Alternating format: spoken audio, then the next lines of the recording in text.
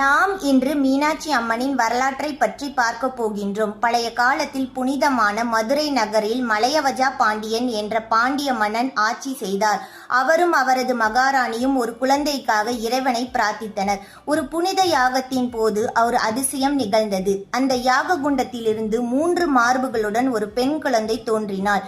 அவளுக்கு மீனாட்சி என்று பெயர் வைத்தனர். அவள் பார்வதி தேவியின் அவதாரம். அப்போது ஒரு தெய்வீக குரல் ஒலித்தது. அவள் தன் கணவரை சந்திக்கும் போது அவரின் 3வது மார்பு மறைந்துவிடும் என்று. மீனாட்சி வளர்ந்து ஒரு துணிச்சலான வீர ராணியாக ஆனாள்.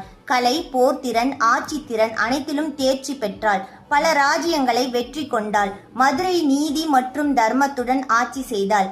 அவள் வடக்கு திசையை படையெடுத்து செல்லும் போது ஹிமாலய மலையை அடைந்தாள். அங்கே அவள் சிவபெருமானை சந்தித்தாள். அவர் சுந்தரேசர் என்ற வடிவில் தோன்றினார். அந்த கணமே அவரின் 3வது மார்பு மறைந்துவிட்டது. அவர் தன் விதிக்கப்பட்ட கணவர் என்றதை உணர்ந்தாள். பின்னர் சிவபெருமானை மதுரைக்கு வந்து மீனாட்சியை திருமணம் செய்து கொண்டார். இந்த திருமணம் எல்லா தேவதைகளும் கலந்து கொண்ட ஒரு மகத்தான தெய்வீக விழாவாக நடைபெற்றது. இந்த புனித திருமணம் இன்று வரை ஆண்டுதோறும் சித்திரை திருவிழா என்ற பெயரில் கொண்டாடப்படுகின்றது.